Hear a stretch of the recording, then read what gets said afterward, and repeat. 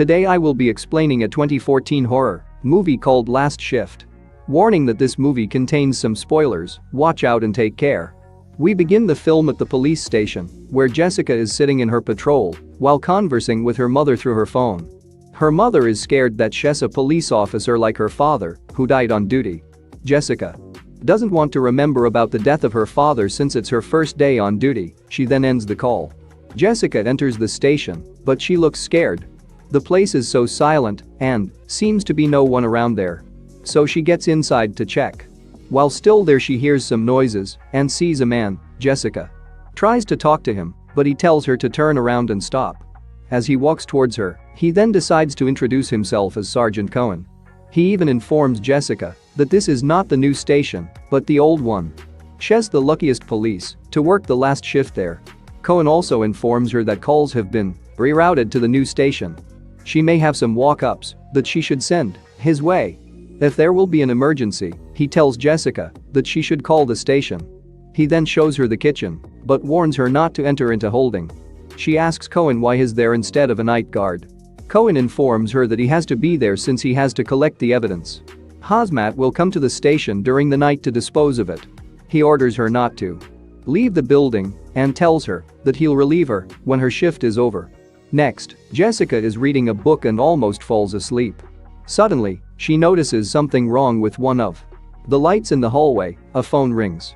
She gets a distressing call from a woman reporting that she's trapped and that all the people around her seems to be dead. Jessica asks the woman's address, but she hangs up. Jessica quickly calls the new station. Though she didn't get enough information from the caller, they just informs her that they'll check on the call and if the calls have been properly rerouted. She hears something in the building and she's forced to walk while checking, knowing well that it's Cohen.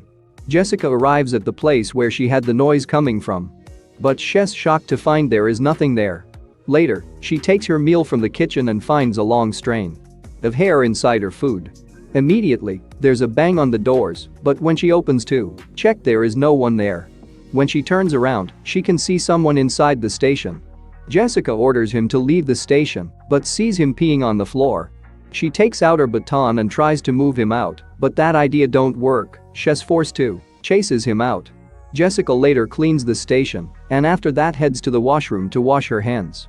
She hears strange sound in the pipes and sees a pair of boots. Jessica leaves them outside for the homeless man. When she returns back, she hears another strange sound. Later, she finds one of the washrooms completely damaged. Jessica then heads to the station gym and into the locker room. She finds one of the lockers with keys. She opens the locker and finds a picture of her and her father. She locks it. The other lockers have been opened. Suddenly, another call from the same woman asking for help. Jessica gets her name and she tells her that she has been taken on a ranch. The call ends again. There is another call, but this is from the waste company. The guy informs her that they will be running a little late. Jessica calls the news station and informs them about the second call. They're informed that the girl isn't calling 911, but the station directly. And if she calls again, Jessica should tell her to call 911. Jessica continues to read her handbook. Suddenly the raft behind her starts to move. She checks it, but finds nothing wrong. When she returns back to sit, it unrolls again and rams into other rafts. Jessica hears another noise and follows up on it. She finds one of the doors has been opened and hears another noise inside, so she calls it in before she enters to check. The only thing she gets back from the station is a song. There's another noise accompanied by an alarm in the station. Jessica is reciting lines from the book as she approaches the area. She enters into a damaged room, and when a box almost falls on her, she finds out that the homeless man has entered the area. She climbs up to remove him. She arrests him and takes him to holding, but the man can be seen resisting, so she pushes him in. The doors slam and a screaming sound can be heard outside. The man assaults her and she stuns him. Jessica finds out that she locked herself in the cell and calls for someone to open for her. A strange face appears on the window. She's scared and finally drops her flashlight. Suddenly, the homeless man has the flashlight and he's aiming it at her. Jessica warns him that she's armed. The flashlight lights at the corner, revealing that the homeless man is one with it. Jessica asks who's in there with them. A child's voice can be heard. She bangs on the door again while the voice asks her if she wants to get out of there alive. But Jessica asks for her flashlight, then there is a blackout again, and two figures are seen next to her. The lights come back on and the cell door is open. She heads out and locks the guy in. She then tries to cool herself down. Later, Jessica calls Cohen, but he doesn't answer. She leaves him a message, but doesn't tell him what happened. She pushes herself back and tries to relax, but sees the word "so" in the ceiling. When she checks the doors of the station, she sees a woman outside and orders her to leave. Marigold asks to finish her cigarette there because she feels safer, and Jessica allows her. Before she walks inside, Marigold says that she can tell she's a police. She informs her that she was in a cell next to the Payman murderers that killed themselves in the station, who had kidnapped and slaughtered some girls. Jessica knows about this case since her father got killed and she's aware that the criminals died there too. But Marigold insists that they brought them back when they were still alive to the station, and she could hear them sing some weird song in the cell next to her. They hung themselves with their bed sheets. Marigold finishes her smoke and leaves Jessica voiceless. She moves around the station and finds a switched-on TV. The TV plays a police interview with the Payman brother who had committed a crime. Two other TVs come on, playing interviews with the Payman sisters.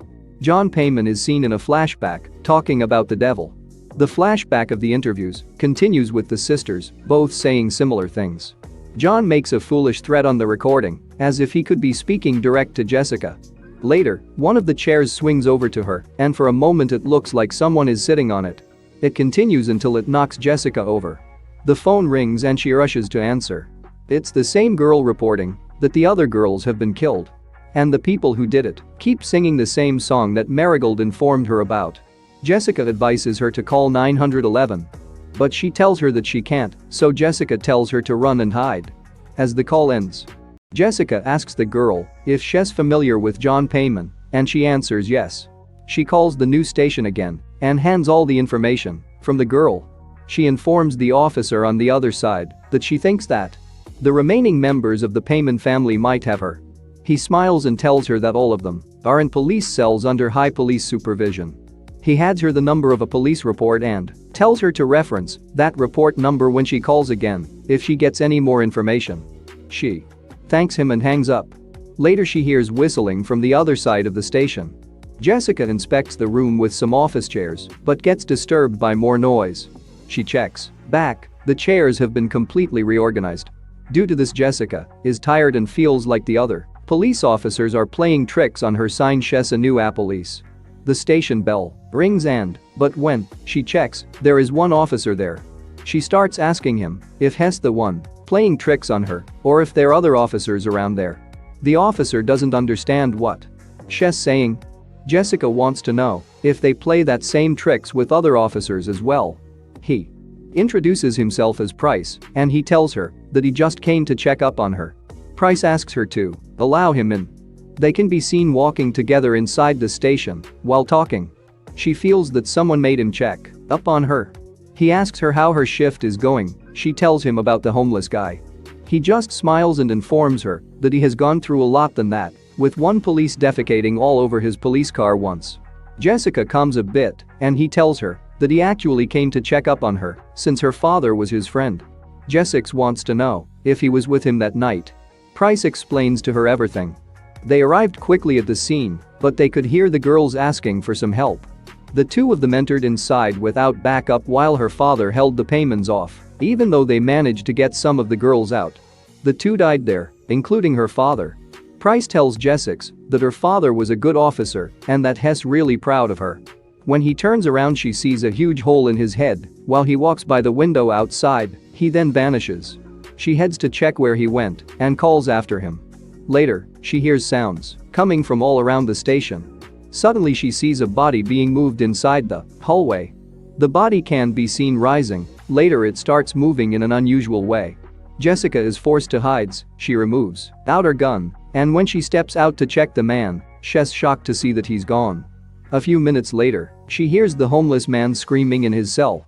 He only wants to be let out of the cell. Jessica asks him what's wrong. He steps aside and shows her the 3 ghosts in his cell. But Jessica says that it's not real. The man cries and begs her not to leave him in there. She hears the song Again, and when she reaches the place where it's coming from, she sees girls sitting in a circle while singing. The ghost girls turn around to face her with bloody sheets on their faces, while their reflections look normal. The door shuts behind her, and they all vanishes. Jessica hears another sound from outside and heads to the evidence room. She finds it completely damaged, with clothes placed at the center. Jessica runs over to the phone and calls Cohen. Cohen asks her why she's calling him, but she tells him that she thinks she's seeing things. Jessica feels she will not be able to finish her shift.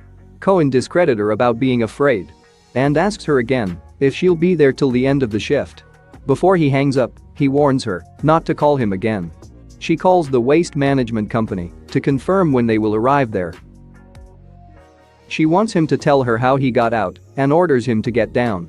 When she wants to cuff him, he turns into an apparition. Jessica checks the homeless man's cell and finds him dead. Later, the words "King of Hell" are written on the walls.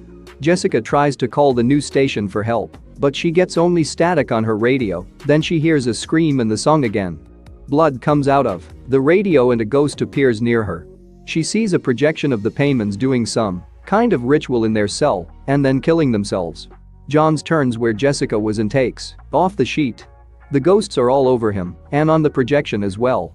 Price appears as well and shoots himself. John almost gets her, but she finds a picture of her father and recites of the law enforcement. Her father calls her again and tells her that they're coming. He says she needs to stop them. Men in hoods appear and she shoots them. They tell her to come and find them. Jessica searches for them and ends up in the evidence room. She hears them again and heads after. Jessica shoots one and continues after the others. She takes out another one and incapacitates another. He starts talking about the devil and she shoots that one as well. Suddenly, she gets shot too. Cohen appears behind her with his gun raised at her. She turns and sees that the man she killed was from the waste disposal company. The real events play out in a flashback. Jessica can't believe it. She's killed all the guys from the company that were supposed to come and take care of the evidence. Cohen calls the situation in while Jessica sings the Payman song. The three Payman ghosts appear and take her. Finally, the movie ends. Hope you enjoyed this video. Always remember to subscribe, like, and share. Let's meet in the next one.